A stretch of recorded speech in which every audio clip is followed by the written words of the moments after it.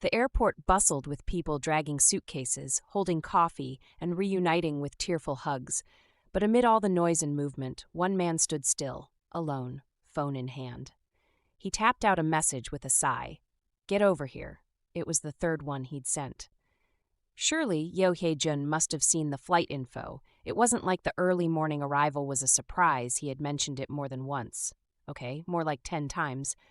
And yet, after 2 years away, the person who should have been waiting with at least a mildly grumpy expression was nowhere in sight. He glanced around again, still no familiar face among the crowd. You may not be a fan of big welcomes, he thought, but honestly, just standing here with a half-hearted wave would have meant a lot. Still no reply.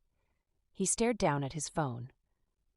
Frowning, was he being ignored, really, after 2 years and a 20-hour flight with terrible airplane food and a seat that didn't recline? He shoved the phone into his pocket, grumbling under his breath. Unbelievable. In his office, he made the call, voice tight with impatience. On the other end, her tone was polite and distant.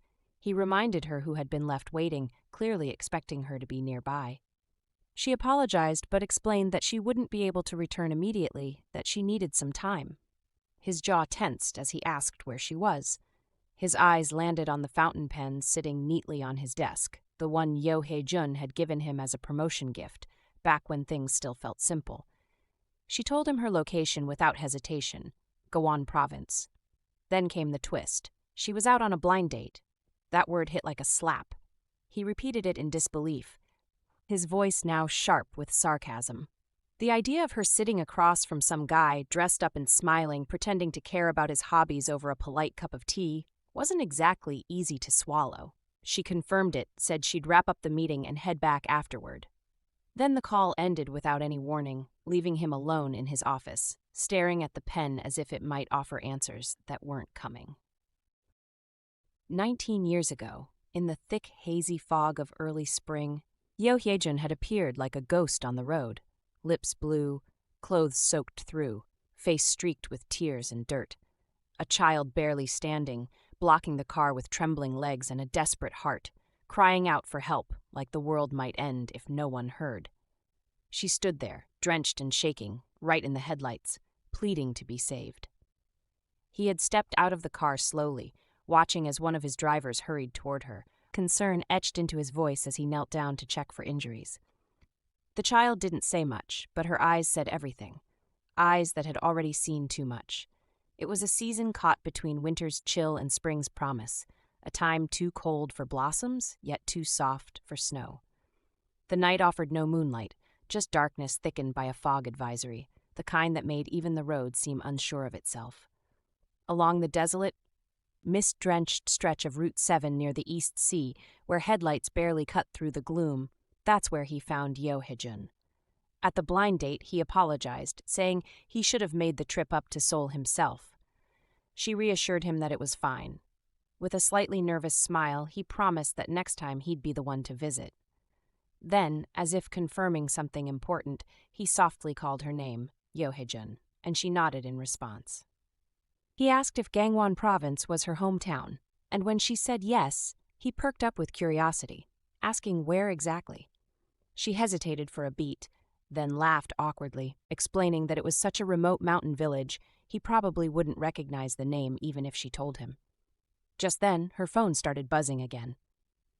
Trying to make the most of the moment, he asked if she had time for lunch before heading back. She glanced at him, reminded him gently that he had an afternoon shift. With a sheepish chuckle, he slapped his forehead. He'd completely forgotten. He apologized again, a little flustered now, feeling bad that she'd come all this way only to leave after a single cup of tea. She looked out the window with a soft smile and said it was so nice to see Seorak-san again after such a long time. He lit up, agreeing enthusiastically. Winter Seorak-san had its own magic, sure, but in May, when the mountain blushed with azaleas and royal azaleas, it was something else entirely. And autumn? Absolutely stunning. He suggested they go hiking together sometime, tossing the idea out there like a casual invitation, but clearly hoping she'd say yes. She glanced at the time and stood up, saying she should head out before traffic turned the drive into an odyssey. He looked a little disappointed, but nodded, realizing time had slipped away faster than expected. He wished her a safe drive and asked if she could text or call once she arrived. She promised she would, then quietly sent a message to the director. "I'm leaving now." He called, and as soon as she picked up, he asked where she was. She replied that she was driving, already halfway back. He paused for a second before quietly saying her name, Yeo Hye-jun. She answered politely, addressing him as director, as always. In the silence that followed, he kept his thoughts to himself. Did she really enjoy that blind date so much? He'd waited for 3 hours with nothing but a brief text saying she was leaving now. He had a pile of work waiting too, papers to review, meetings to prep for, but instead of focusing, he'd found himself pacing, almost turning around more than once out of pure curiosity. But no, he told himself, I'm not going to ask how it went with the guy. He let that prideful thought push him forward as he kept walking. Just then, her voice cut through the line, calm and matter-of-fact. She congratulated him on the successful development of the new drug. Straight to business, just like her. He asked if she'd prepared the bouquet. Her apology came quickly, but it didn't soften his mood. He pointed out that she hadn't come to greet him, hadn't brought the bouquet, so what had she even been doing while waiting? She gently called him director, but he cut her off, demanding she speak. Her voice stayed calm, though a little strained, as she asked if she could hang up. She couldn't focus on driving while on the phone. He told her that excuse felt hollow and told her to just hurry and get there. Still, as he ended the call, a quiet thought slipped in. Drive safe. Don't let a single hair get hurt. She walked into the office holding a bouquet. He raised an eyebrow, teasing her about how much she thought of him.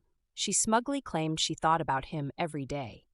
He smirked, questioning if she'd been practicing her compliments, and she admitted she hadn't perfected it yet. Her arms were getting tired, so she urged him to take the bouquet. Looking around, he pointed out he didn't have a vase. She dropped the bouquet, ready to fetch a vase. But before she could reach the door, he stepped forward, blocking her path. He cornered her, stopping her in her tracks. Yeo Hye-jun said she would go get the vase. Just like before, he asked, "Are you scared?" He even flashed his claws. She shook her head, replying, "No." He grinned, right. There's no way Yeo Hye-jun would be scared. The familiar scent of his cologne filled the air, a scent she hadn't smelled in a long time. He told her she'd be starting next week, but she shut that down without hesitation. When he questioned her, she made it clear her future wasn't something to be scheduled by someone else. He scoffed at the idea of her so-called plans, quick meetings with strangers, rushing into a stiff marriage, and sharing awkward silences across a bed with someone she barely knew. She called him out, not for the offer, but for the way he was acting, clearly still sulking over the airport incident. He tried to sweeten the deal, throwing in the company perks like it was a bribe, but her mind was made up. And just when it seemed like he might finally back off, he tossed out one last jab, questioning if she even had another place to go besides his family's company. He hadn't been wrong. Unfortunately, even after graduating with a full scholarship and 4 years of hard work, her resume had gone nowhere. Not a single company in South Korea gave her a chance. It wasn't because she lacked skills, it was because of his quiet interference. No one wanted to risk angering Taiha Group, whose influence stretched like a shadow over the entire industry. Her career path hadn't just stalled, it had been sealed off. Technically, she wasn't unemployed, but her job was hardly something to brag about. She was stuck running errands under director Jungwan at the Taiha Foundation. In other words, she'd been more of a part-time assistant than an actual employee, snapping to attention whenever they called, like a glorified delivery girl with a university degree. She called him out without hesitation. He was the reason she couldn't work anywhere else. He hadn't even tried to deny it. To him, letting his person work at another company was some kind of betrayal of business ethics. She stood to leave, saying she had somewhere else to be, brushing off his suggestion of dinner like swatting away a fly. He watched her walk off, claiming she needed to visit the lady, and something about the moment tugged at him. Maybe it was the fact that he hadn't seen Yeo Hye-jun smile in so long. Whatever it was, it stirred something ridiculous in him, like a ticklish itch in his belly button. He muttered to himself, amused and annoyed. A blind date, of all things. How could they not know? This wasn't some sneaky plot. There was no trickery involved. His mother, calm as ever, told him he should go see his grandfather first, since he was finally back. The same grandfather who had sent Hijun off to Gangwon-do for a blind date, like shipping a package. Then she turned to him, asking if it wasn't true that she had sent Hijun. It was. She admitted it herself, reasoning that Hijun was at the proper age for marriage. That logic hit him like a surprise tax audit. He stared at her, trying to wrap his head around it. Hijun? Marriage? The idea had never crossed his mind, not seriously. He had always imagined her as constant, untouchable, forever just out of reach of that kind of life. With a hint of disbelief and more irritation than he expected, he asked if anyone had actually thought to ask Hye-jun what she wanted. She casually mentioned it was Hye-jun's third blind date of the day, like he was speed-running marriage interviews. It was time for Hye-jun to start a family, too, she added, pointing out the candidate, a polite internist and the son of the director at Gangwon-do University Hospital. A golden resume, really.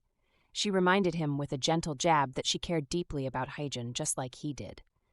He gave a weak chuckle, admitting he'd forgotten for a moment. But still, sending Hye-jun off on a blind date right after she'd run away from Gangwon-do? That felt excessive. He mumbled something about adjusting to the time difference and needing rest. He was jet-lagged, not heartless. She sighed, saying this was exactly why she had tried to marry Jungwan off before he came back from England.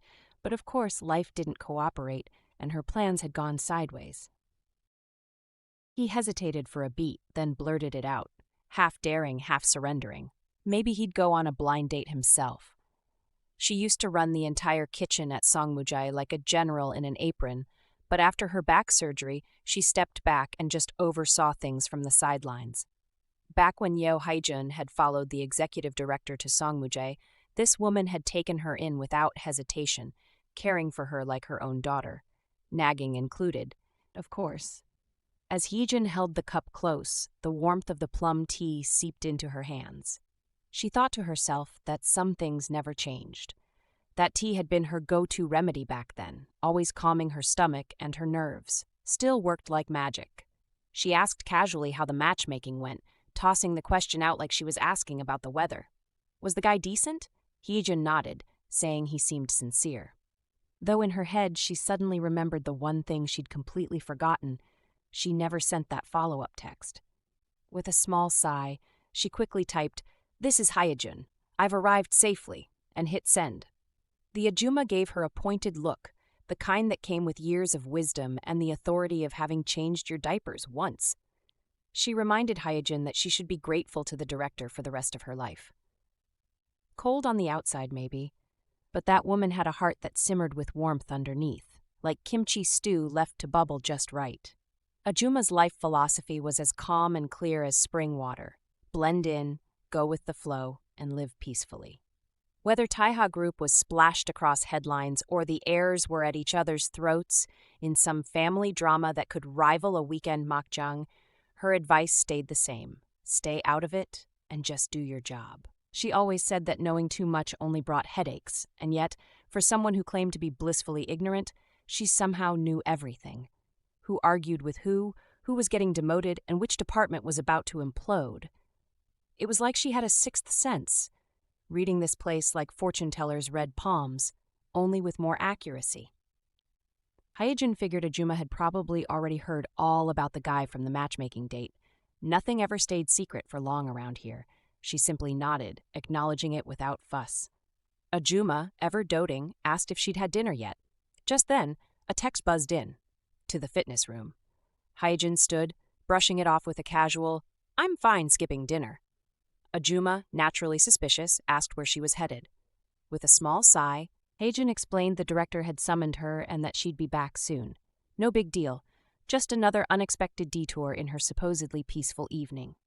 In the mirrored fitness room, the instructor gently guided the director, adjusting her posture and encouraging deep, steady breaths.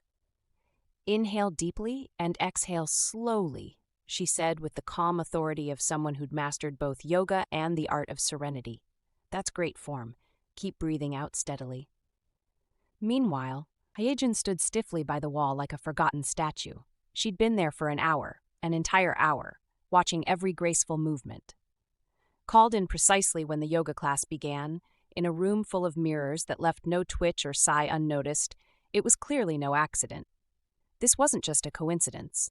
No, this was the director's way of saying, "Stand there and don't break until I say so." It felt less like mindfulness and more like medieval punishment, just with better lighting. Finally, the instructor clapped her hands lightly and announced, "That's it for today's class." And Hijun silently exhaled, though not as gracefully as the rest. The director wiped her face with the towel Hijun handed her and then asked for some water. Hijun passed both items, watching quietly. The director mentioned something about the blind date, asking if Hijun had met with Deputy Director Go, to which Hijun confirmed she was on her way back. The director then reflected on the time that had passed, commenting on how it had been 19 years since Hijun first came to the house. She expressed pride in how much Hijun had grown. In response, Hijun acknowledged her gratitude, crediting the director for much of her growth. The director thought to herself that Hijun was too beautiful to be by Jungwan's side. With her natural charm and the refined manners she had gained growing up in Songmuje, she would fit perfectly in high society. The director mused that it would have been wonderful if Hijun were a man. Then she commented on how Sungyuk seemed to like Hijun, suggesting there was no point in wasting time and proposing they set a wedding date. Hijun, she said, would probably like to live in her hometown. As spring quickly approached, the director added, "How about fall instead?" Hijun thought to herself that she hadn't done anything yet. If the director wanted her to leave Songmuje, she could leave right away. The only ones stopping her were the director and the executive director. But more than anything, Hijun realized she didn't feel anything for the man she met that day. All she remembered was that the tea they had while looking at Soraksan was delicious. Marriage, huh? That thought lingered, but it didn't feel real. The executive director, Go Jungwon, walked in. Hijun thought to herself, noticing his deep smile, the smile of someone who believed they had come to save her. He walked up to her, gently placed a hand on her and said, "Mother, no, Hijun, you have a lot to do." The director pointed out that he'd claimed to be too jet-lagged to function, yet here he was, bright and lively. Jungwon casually explained he'd spent the day practicing archery with their grandfather. Hye-jun, watching from the side, couldn't help but think he still had enough energy to power a small village, and annoyingly, his arms were probably stronger than hers. Jungwan then teased that marrying Hye-jun off before him felt like cheating, as if they were skipping ahead in some unwritten sibling race. He reminded them they still had a long to-do list together. When asked what exactly, he dropped the bomb. Hye-jun would be starting work at the company next week. Hye-jun silently insisted to herself that this entire situation wasn't her doing. She had absolutely no hand in any of it. What mattered now was escaping the mess with minimal casualties, preferably her own. The room felt like a battlefield, and she had no allies. She knew she needed at least one person she could trust, someone who wouldn't toss her into another ambush disguised as opportunity. Jungwan, ever dramatic, brought up his so-called anxiety, like that explained everything. The director wasn't buying it and reminded him that Hye-jun was already busy with her work at the foundation. But he, ever the negotiator, proposed splitting her time between the company and the foundation, like a well-balanced custody agreement. 3 days here, 3 days there. Hye-jun, staring at the ceiling like it might open up and save her, thought that dividing her like a chicken between two hungry diners was a bit much. But fine. If this was how they wanted it, she'd just let them peacefully co-parent her career. The director addressed Jungwan formally, her tone laced with expectation. He responded with a confident assurance that there was nothing to worry about, that if anything went wrong, he'd handle it. Calm it down, smooth it over, like he was some corporate fire extinguisher. Hye-jun couldn't hold back a scoff. Trouble? As if trouble waited around for a cue. Even when she did her best to live like a shadow, somehow chaos found her. She turned to him, eyes narrowed. Something about him had changed since he returned from England. The same face, the same voice, but now it came with an entirely new playbook. and she had a feeling she wasn't going to like this chapter. Though she had worked at the Taiwa Foundation for what felt like forever, not a single official document bore the name Yeo Hye-jun. It was like she didn't exist on paper, just a ghost in the system. Jungwan had handed her something new once, saying to think of it as a stand-in for an actual salary, a little consolation prize for playing along in silence. It had been a clear directive from the top. The CEO had made the call, and it left no room for interpretation. Whatever connected Yeo Hye-jun to Taiwa had to be severed. The decision likely had Jungwan stamped all over it. Out in the world, even the simple fact that she lived at Songmuje stirred up whispers. But with talk that the executive director kept her close, too close, the gossip only grew louder and uglier. Among all the outlandish stories, one rumor topped them all, that she slipped into the executive director's bed each night, like some character out of a bad drama. If they'd added a full moon and a love triangle, maybe it would have won an award. She questioned how exactly he planned to calm the swirling rumors and disputes. He, ever the optimist, or maybe just reckless, claimed they'd settle on their own. The director, never one to let things float in vague promises, gave him a condition. He agreed immediately, like a knight pledging loyalty in a drama. The condition? Starting next week, he had to meet the person his mother had chosen for him, a proper blind date, formal and polished. No more of the chaotic matchmaking messes. He accepted with a smirk, like he'd been waiting for a plot twist. With that, the director seemed satisfied and exited without another word. Hye-jun, on the other hand, was left completely thrown off. This hadn't been the ending she saw coming. This wasn't even on her list of expected outcomes. Why? Why was he doing this? She forced a smile, wishing him a good rest and promising to see him tomorrow. But inside, her thoughts ran wild. Just like that, he was really leaving her here, alone? Not even a snarky comment or sly grin? His exit was unsettling. Was he growing up or just getting better at messing with her? Either way, his reactions were starting to get under her skin, for reasons she didn't want to name. The next morning hit Hye-jun like karma in a bathrobe, subtle but relentless. Even before breakfast, it already felt like she was being punished for crimes she hadn't committed, at least not recently. The director brought up Joe Aeri, casually, like she was talking about the weather. Hye-jun nodded. Of course she knew her. Everyone did. Neat, polished, always with a smile that looked like it was pre-approved by PR. The director announced that Aeri had been chosen as a match for the executive director. It sounded more like a merger than a romance. When asked for her opinion, Hye-jun kept it diplomatic, said they fit well. Not too hot, not too cold, just right for a family photo. The director seemed pleased. She emphasized that everything had to go smoothly. No rumors, no mess, no drama. A clean operation, like laundering money, but with feelings. And just like that, Hye-jun had her new task. Keep the matchmaking mission scandal-free, even if her own emotions were the first casualty. Hye-jun nodded in agreement, accepting the task without hesitation. The director, never one to leave room for error, instructed her to look into Joe Aeri's background. Just a precaution, of course. One couldn't be too careful when marriage talks entered the corporate stratosphere. She responded politely, with all the right formalities, but then the director paused and called her name with that tone, one that hinted at something deeper, something personal. She asked if Hye-jun thought she was being too harsh. Without skipping a beat, Hye-jun denied it. It wasn't her first time navigating this kind of minefield. The director gave a slow nod as if confirming something to herself. 9 years, it was a long time indeed, long enough for feelings to tangle where they shouldn't. But the reminder came sharp. Everyone had their place. Just because someone was invited to eat at the same table didn't mean they belonged there. Some people forgot their station the moment the silverware clinked. Hye-jun swallowed that quietly, assured her she understood, and received a rare moment of approval. The director handed her something, perhaps a reward, perhaps a reminder of the hierarchy. Either way, Hye-jun accepted it with a smile that didn't quite reach her eyes.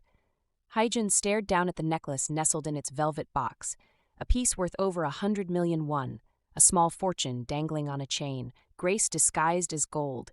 She told herself to be grateful. Really, truly grateful. After all, wasn't that the deal? Accept the glittering token and live quietly. No noise, no waves, no looking the executive director in the eye too long. Just keep her head down and do her job. That formula had kept her afloat all these years, like a very expensive ghost haunting Songmujai in silence. She let out a slow breath.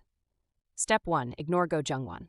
Step 2, dig into Joe Aeri's relationships. No doubt the woman had skeletons in her designer-labeled closet, and Hijun would find them with surgical precision. Her phone buzzed. A message popped up on the screen. "Where are you?" It was from the executive director. So much for step 1. A message lit up her phone. It was from executive director, Go Jungwon. "Where are you?" She tapped out a quick reply. At the foundation, almost immediately another text followed. "Come to headquarters." She paused. Her fingers hovered for a moment before she typed.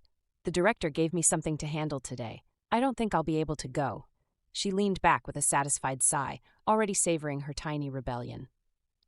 There, she thought, that should do it. No more sudden summons. But her relief lasted exactly 4 seconds. Another message arrived. "Yeah, I get it. Come here right now." She blinked at the screen, lips tightening. So much for victory. Apparently, no was just a cute suggestion to him. She thought to herself that they really did whatever they pleased. No warning, no consideration, not even a sliver of it. 1 minute she's working, the next she's being summoned like a pizza delivery. She opened Joe Aeri's profile on her tablet, scanning it with a sigh. All she had to do now was pull together a neat little schedule for their blind date, and this whole charade would be complete. And yet, for some reason, today felt unusually heavy, like her emotions had been doing push-ups since morning. Maybe it was the endless texts, or maybe it was just one of those days where even organizing someone else's love life felt like too much. He asked if Jungwan would save him if he got cancer, referring to his family connections, his uncle, CEO Ko Sung-woo, and the executive director, Ko Gi-young. Jungwan assured him that he would. The man thanked him, commenting on how great family support could be. Jungwan then mentioned extending his regards to CEO Ko Sung-woo for the gift he had received. The man seemed confused, not understanding what gift he meant. Jungwan clarified, referring to the clinical trial patient. Jungwan thought to himself, spending billions on new drug development had been a challenge. Last month, they barely managed to get approval domestically. The new drug, designed for the wealthy and those seeking immortality, seemed like a gift from God. It could even cure cancer. To extract information about this new drug, CEO Ko Sung-woo had turned a spy into a clinical trial patient. How low did they think of him? Jungwan stood up and walked towards his cousin, saying, "The attempt was good, but the trick didn't work. Executive Director Ko Gi-young, the information you think you've bought with that gift, it'll cause serious trouble if you bite into it. We haven't developed a medicine that causes stomach aches yet." He thought to himself, I don't even know who's responsible for this mess. All they know how to do is make sarcastic remarks that only irritate people. Out loud, he said, "Thanks to the son with the inferiority complex, my uncle's going to have a headache." This is where the games stop. Jungwan gestured for him to leave, urging him to avoid causing more trouble for his uncle. Ko Sung-woo, confused and frustrated, thought about the documents he had purchased and wondered if they were all fake. As he walked out, he muttered to himself, annoyed by the entire situation. Yeo Hye-jun walked in, handing Go Jungwon a document. He looked at it and asked what it was. She replied that it was the profile of the woman he'd be meeting. He was impressed with how quickly she had gotten it together. Then, Hijun asked what date would work best for him to meet Miss Joe Aeri. She offered to coordinate the schedule. Go Jungwon noticed her calm expression and teased her about it. He wondered aloud if he'd feel awkward. Hijun, without missing a beat, casually said that if he married Joe Aeri, she'd finally be free. He then mentioned that he'd take her along since she looked so angry, even clenching her fist like she was ready to hit someone. Hijun raised an eyebrow, playfully asking if it would be all right for her to do so. He responded that she could do whatever she liked. Hijun walked around the table, clenching her fist. As she raised it to throw a punch, Go Jungwon quickly said, "Please hit gently." She dropped her hand, keeping her composure, and calmly asked him to be specific with his complaints. He responded that it was because she hadn't reflected on her actions. Curious, she asked what kind of reflection he was talking about. He explained that in the 2 years since they last met, they only spent 10 minutes together here and 15 minutes at home.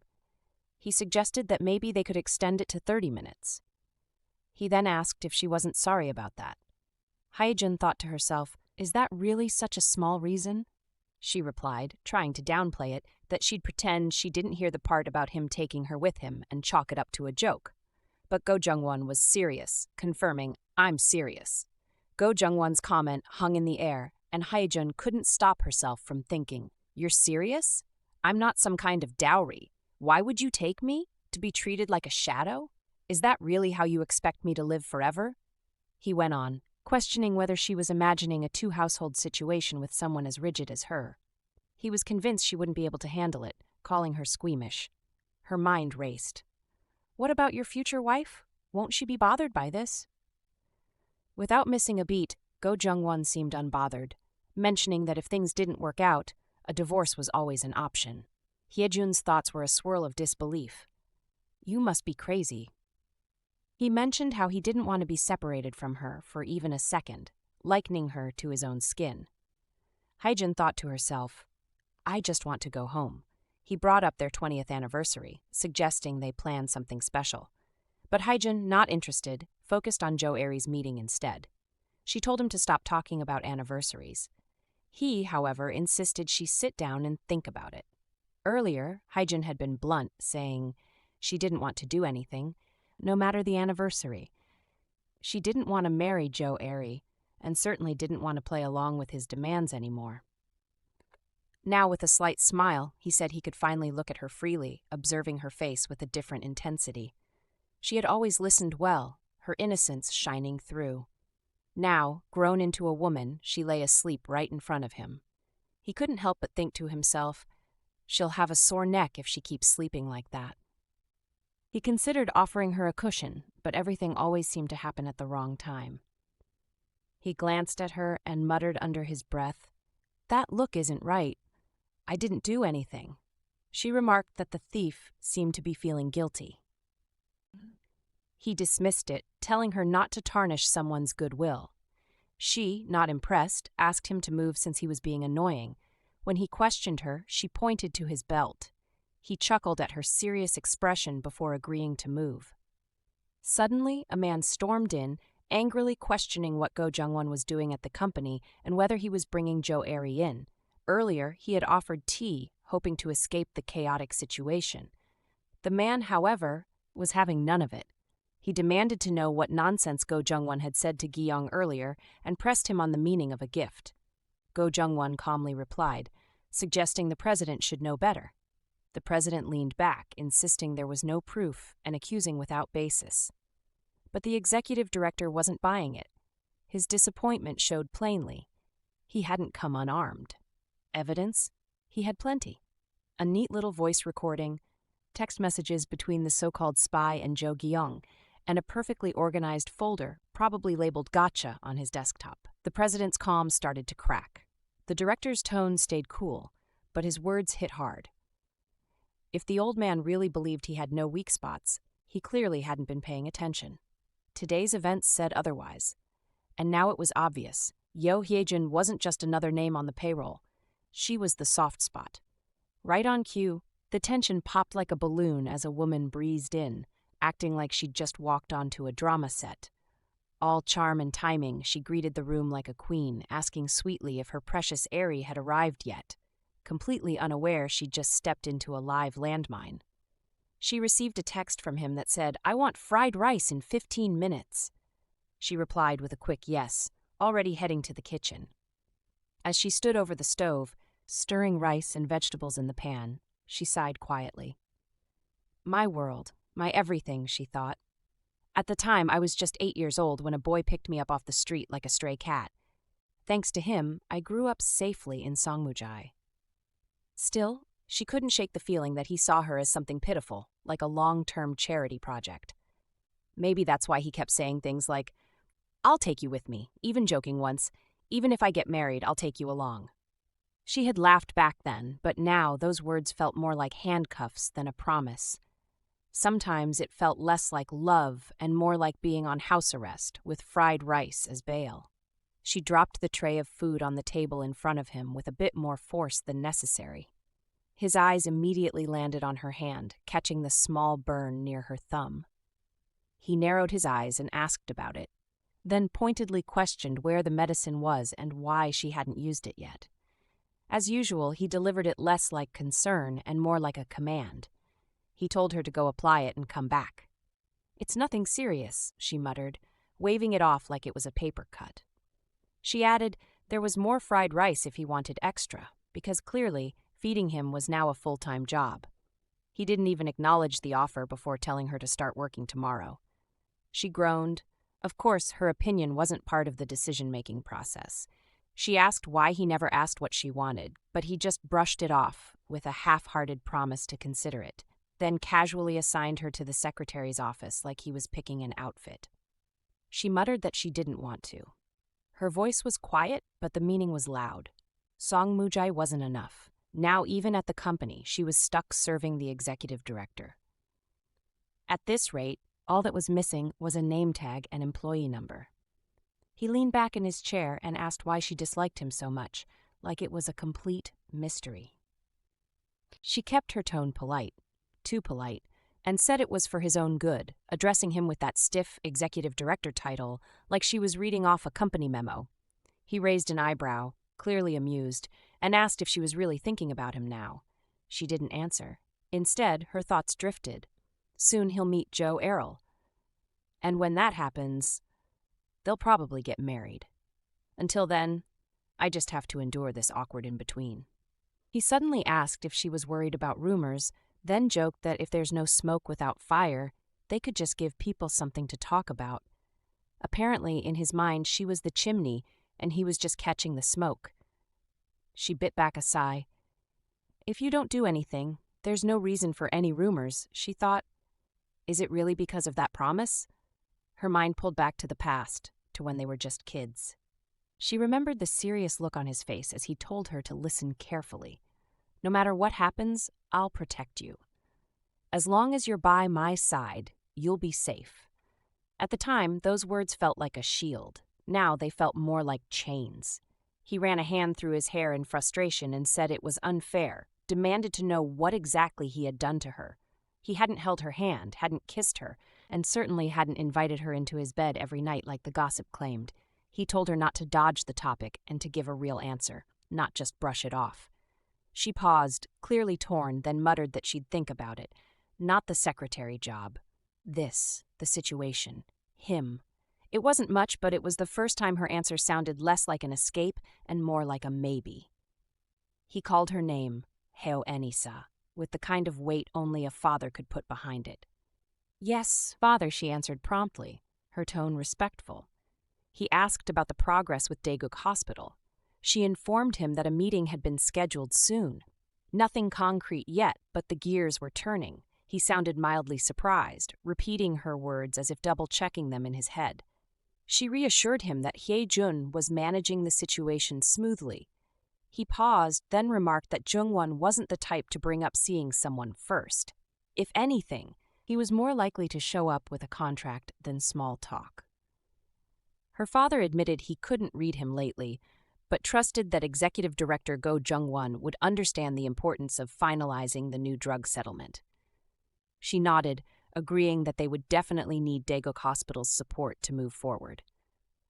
Her father exhaled slowly, half in thought, half in relief. If meeting someone was purely for that reason, then there wasn't much to worry about. Business before emotion, as always in their world. Still, she knew better than anyone that mixing the two was exactly where the trouble usually began.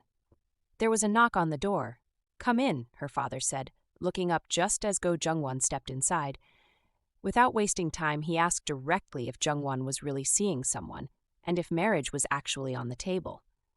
Jungwan replied with a shrug and a dry tone, saying Joe Aeri's head seemed like a flower garden. With Daeguk Hospital facing a task audit, it felt more like he was being invited on a distraction date. He questioned if her life was really that simple. She raised an eyebrow at that and muttered that it was still better than growing up in the shadows, taking a jab without flinching. Her father chuckled, unbothered by the tension. In business, investigations came and went. Part of the job, really. He was confident they'd handle it like always. Besides, if all went well, Daeguk Hospital wouldn't just be a partner. They'd be family, which, given the current atmosphere, felt more like a merger than a marriage. Hye-jun thought to herself, my first real job outside of Songmujae. She'd felt a mix of excitement and happiness when she left. But that feeling didn't last long. As soon as she started, someone seemed to latch onto her. It wasn't obvious, but she could tell from the way they looked at her. Still, it wasn't as bad as the rumors about her supposedly sleeping with executive director Go Jungwon. That ridiculous label? The parachute tag. She decided it wasn't worth paying any attention to. Joe Aeri's message popped up on Hijun's phone requesting a quick chat about Jungwan. Just reading the name made Hijun's thoughts spiral.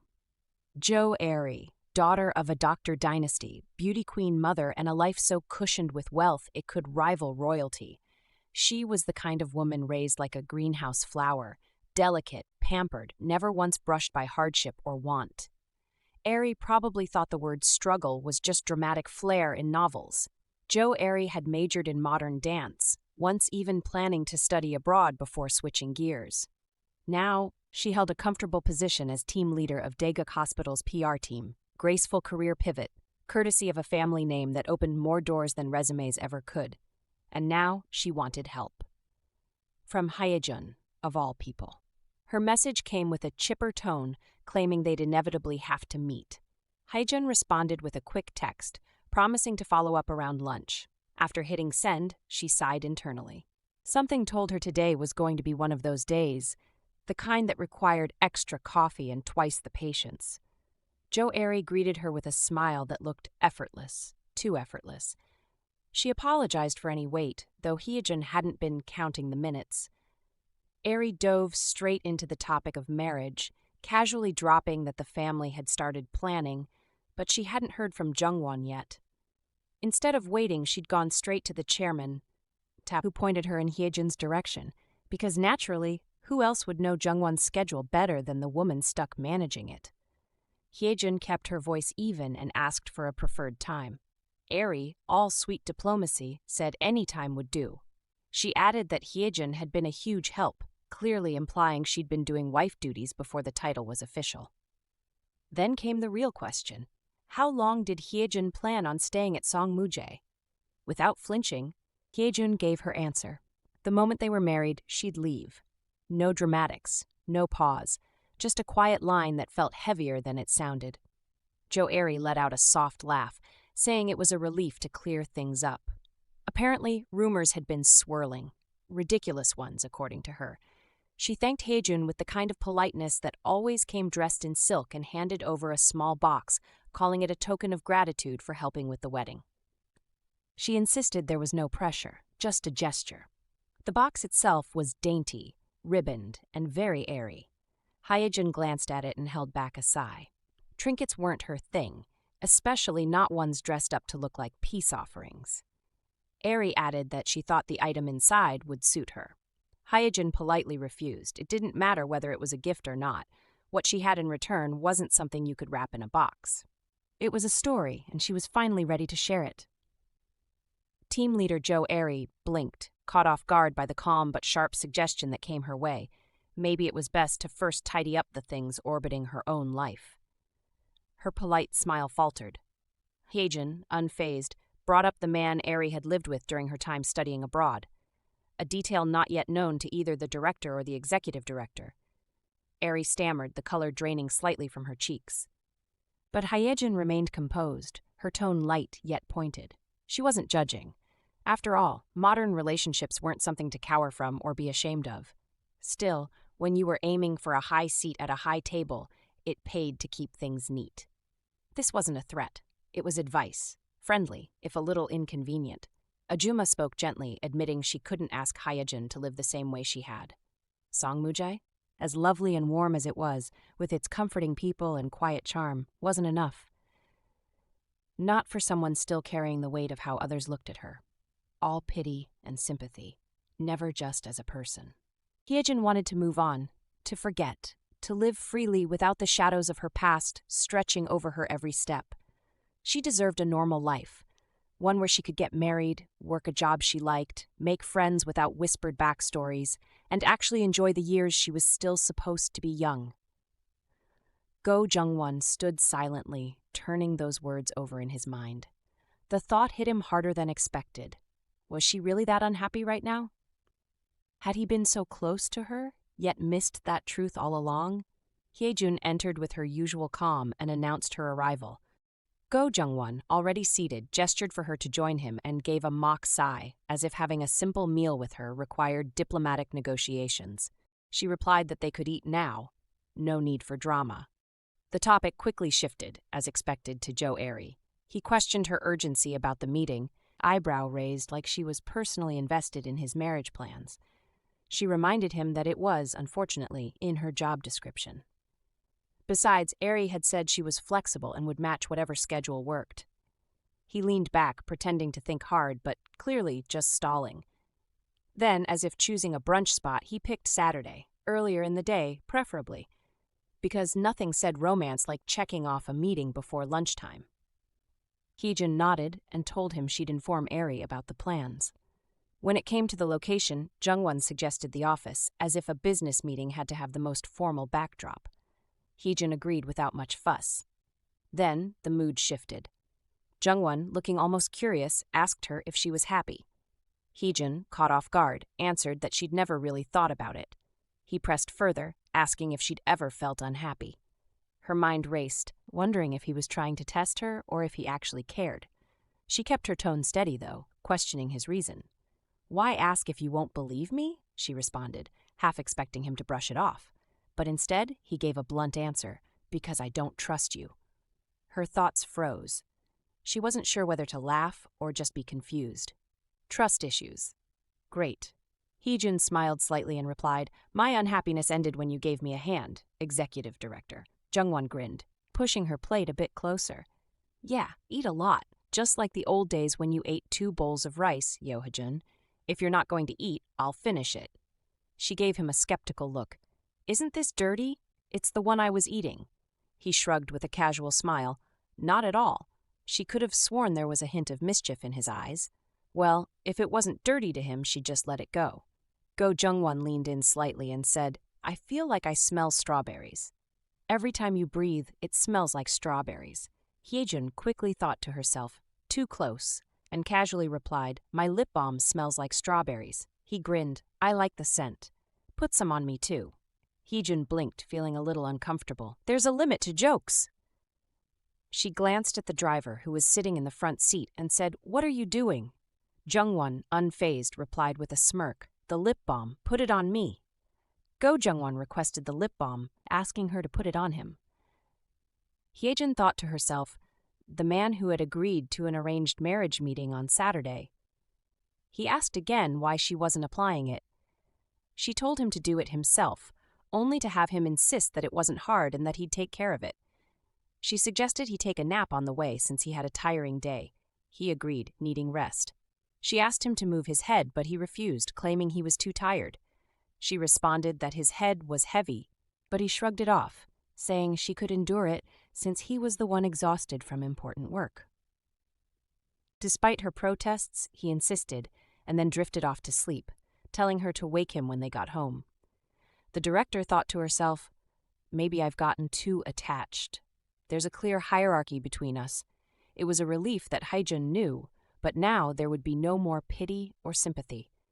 Hye-jun thought to herself, "Woo Sung-hyuk, I've been getting a lot of texts lately."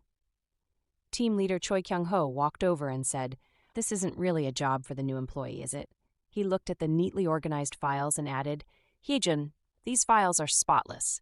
There's nothing for me to do. Can you copy about 3 copies and take them to Executive Director Go Jungwon?" Hye-jun walked in and greeted. "Executive Director, it's Yeo Hye-jun." Jungwan responded. "Come in." She stepped forward and said, "Excuse me." Aeri, spotting Hye-jun, smiled and said, "Hye-jun, I see you here again." Hye-jun replied with a polite, "Yes." "Hello. I'll leave the distribution structure materials here as requested." Jungwon gave a simple nod. "Do that." Then Aeri added, "Hye-jun, I'm so thirsty. Could you bring me a glass of water?" Hijun couldn't help but think to herself, is this some kind of revenge for last time? Jungwan turned to Aeri and said, Joe Aeri, not only did you barge in here uninvited, but now you're sending someone else on errands? Yeo Hye-jun isn't even your secretary. Aeri blinked in surprise and quickly said, What?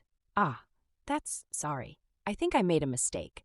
Jungwan responded, What's more serious is that you didn't even realize this action was a mistake.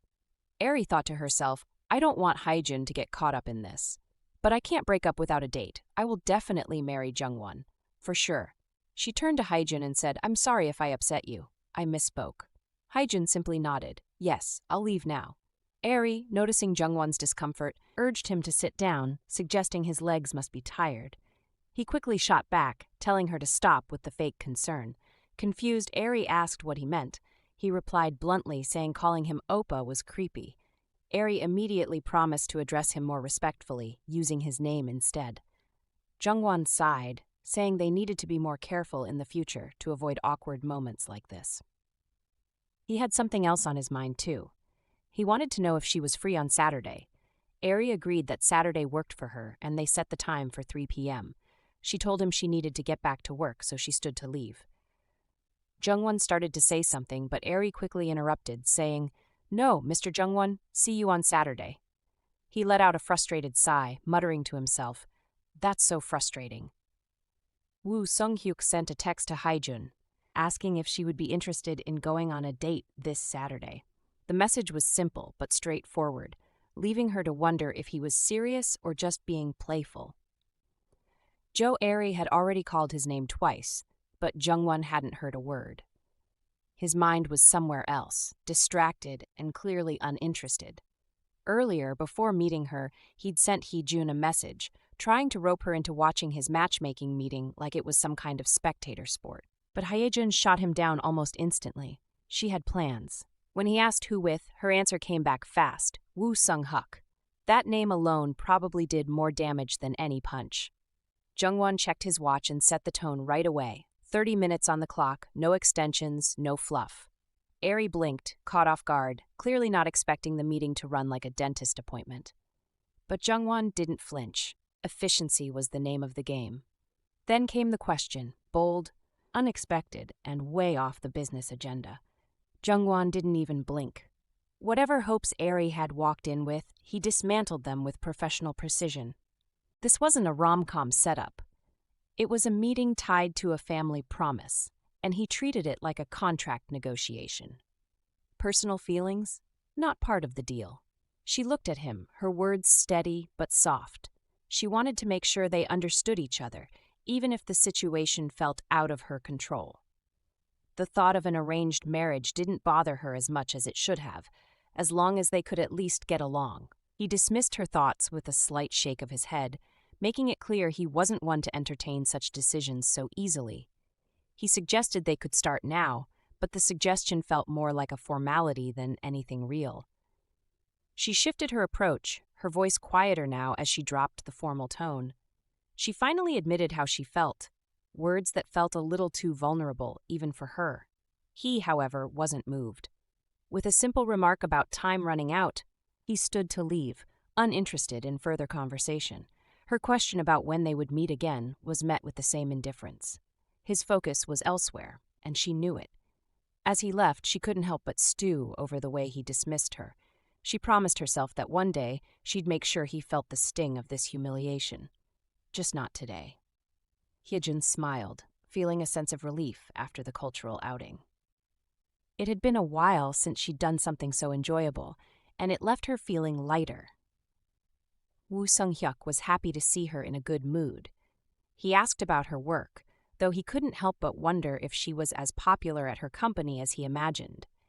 He thought she must be, with her charm and presence. Still, teasing her felt tricky, like walking on eggshells. He found himself thinking about how beautiful she was, and despite his better judgment, he couldn't shake the impulse to hold her hand. But then the thought of it made him hesitate. It could make me look bad, he reasoned, pushing the idea aside. He suggested they take things slow and spend more time together, proposing dinner as a way to continue the evening. Her surprise was evident when she asked if he wouldn't be heading home that night. He casually explained he'd booked a hotel nearby and suggested they continue talking there. As he spoke, his mind spiraled with thoughts of Hye-jun. He couldn't bear the thought of her being with someone else, especially in such an intimate setting. The idea of her sharing a bed with another man hit him like a punch to the gut. He wasn't going to let that happen, not ever. Grandfather's voice was sharp as he ordered Jungwan to stop holding back. If you've got something to say it. You're the one who rushed into this matchmaking nonsense and caused all this trouble. Jungwan apologized, his tone serious, but the old man wasn't buying it. Don't give me that insincere apology just to get out of this. If you were going to act like this, you shouldn't have agreed to begin with. He paused, his voice growing more emotional. My precious daughter came home crying. What father would just sit still after that? Jungwon couldn't hold back a sigh. Honestly, there are so many things in life that make people cry. Grandfather's frustration hit a boiling point. This brat still hasn't learned, he shouted. Do you even plan to get married? Is all of this because of Hye-jun? Jungwan's patience snapped. Grandfather! The tension in the room thickened. Grandfather gave him a stern look. Sort things out with Hye-jun before I step in, he ordered. Jungwan shook his head, frustration creeping into his voice. I don't understand why everyone's targeting me. Even when I was practically exiled to England, I still managed to turn around the new drug development in 2 years. I built up my record from scratch. He leaned back, his frustration deepening. Thanks to that, Tewa Pharmaceuticals' stock, which was at rock bottom, skyrocketed by 1,000-fold. He paused for a moment, thinking about the unspoken struggles. And Hye-jun, she's been handling all the dirty work, the stuff her mother's too ashamed to ask anyone else to do. He exhaled sharply. What did we ever do wrong? It felt like he was carrying the weight of everything, and he couldn't help but wonder if anyone even saw the full picture. Grandfather's thoughts were heavy. Anything that could have been a problem should have been dealt with a long time ago. Whether she died at the hands of her gambling father or went missing, it should have ended there. Out loud, he spoke calmly, though there was a sharpness to his words. When people spend a long time together, it's natural for feelings to develop. But if things get tangled up like this, the one who will suffer the most is Hye-jun. Jungwan, clearly frustrated, shot back, No, I'm already the one suffering. He paused, a bitter edge creeping into his voice. You move people around like pieces on a chessboard, controlling Song Mujai from behind the scenes. Isn't that right? Grandfather's response was measured, almost amused. So, is there something wrong with that? Jungwan's mind raced as he thought to himself, my father, for one. What if I'm next? The idea of being another pawn in his grandfather's game unsettled him more than he cared to admit. The Ajumma shook her head, a hint of disbelief in her voice. The chairman is ruthless, isn't he? He made him kneel all night. Hye-jun raised an eyebrow, curious. Was he being punished? The Ajumma nodded. Yeah. Around 6 a.m, I heard the young master crawled out of the chairman's study. Imagine how hard it must have been for him, his legs probably cramped up so badly. She added with a knowing smile. He must have done it on purpose, though, to make sure the chairman saw. The whole ordeal sounded like a power play, but Hye-jun couldn't help but feel a little sympathy for the young master, even if he had probably brought it upon himself. Hye-jun's mind raced with questions about what he planned to do if he ended up on the chairman's bad side. She couldn't imagine the consequences if things got any worse for him. The Ajumma, noticing the tension, sighed with concern. She wondered aloud if he could ever control his temper, or whether he had ever learned to apologize. Then her imagination took a wild turn, and she half-jokingly speculated that he might have been caught stealing ginseng. Hye-jun quickly dismissed the idea, shaking her head at the absurdity of it. The thought of the young master sneaking around for ginseng just didn't add up. Some time ago, Hijun had been given valuable wild ginseng by the Ajumma. The old woman mentioned that the director had told her to give it to Hye-jun. However, she couldn't help but wonder what would happen if the chairman found out about the wild ginseng being consumed. Hye-jun was a bit flustered by the concern, but the Ajumma continued, suggesting that the chairman still felt sorry for her. She then teased Hye-jun about marrying the doctor quickly so that the young master could marry the daughter of Daeguk Hospital's director without any worries. Later, Hijun received a text from Woo Sung-hyuk, thanking her for staying with him so late the previous night. A simple message, but it made her feel a little more at ease. Hijun couldn't help but think to herself, it's not that I dislike Woo Sung-hyuk, but her mind wandered to the young master. How is his health? I heard he knelt all night. She quickly turned her thoughts elsewhere. Is he meeting with Daeguk Hospital's director now? The Ajuma's voice cut through her thoughts. Did he go to apologize without even taking a break? She seemed sure of it. Yes, it seems the director sent him on purpose. Something must have happened during yesterday's matchmaking meeting. He was told to personally apologize to the hospital's director. Hyejun's mind raced. What kind of mistake could be so bad that he had to kneel all night? She shook her head, realizing that overthinking wouldn't help. No, thinking about it won't change anything. At Daeguk Hospital, Aeri's father spoke with a bit of concern. Our Aeri is a bit immature. Please, Director Go. Be generous and understand. The director of Daeguk Hospital, Jo Seok-pil, nodded. She's never been scolded before. So when she came home crying, my wife called out of concern. Jungwan, sitting there, simply nodded in response, acknowledging the situation. It seemed like a delicate matter, but he wasn't going to make it any more complicated than it already was. Jun thought about what had happened the day before and found himself considering canceling the marriage discussion entirely. But then he remembered the potential benefits, the 400 billion won worth of support for cancer treatment equipment. If the marriage went through, they could build a world-class cancer center, not just in Korea, but internationally. Seok-pil, noticing his exhaustion, said, "You're someone who will lead Taewa Group in the future. Please take care of your health while you work." Jungwan nodded and thanked him for the kind words. Seok-pil then suggested, "It's almost lunchtime. How about having a meal with Aeri?" Jungwan thought for a moment before agreeing. "Yes, let's do that." 2 weeks later, Chanwong sent a text that read, "Sis, please save me." He continued, "The director hasn't gone home yet. At this rate, I think I might die from overwork. I go to work before the stars disappear and leave after they come out." He then added, "That aside, I'm really worried about the director. You know how he is. Once he fixates on something, he becomes obsessed. Lately, he's been surviving on coffee alone." The text was a mix of exhaustion and concern. Chanwong was at his limit, but his worry for the director seemed to be taking the lead. Yeo Hye-jun knocked lightly on the door, and Jungwan greeted her with a smile. He hadn't seen her in a while, and jokingly remarked how he almost forgot what she looked like. She entered holding a lunchbox, offering him the food. He raised an eyebrow, asking what was on the menu, but she simply told him to eat what was given. Jungwan couldn't help but smile at her usual sharp tongue, teasing her for only being like that with him. Later, in a more intimate setting, Yeo Hye-jun lay beside Woo Sung-hyuk. Her thoughts were heavy, but he spoke first, assuring her that his decision hadn't come easily. He then kissed her, the weight of his actions settling in. If you're eager for the next chapter, drop a comment expressing your interest in a part 2. Don't forget to subscribe and ensure to hit the notification bell to stay updated. Until next time.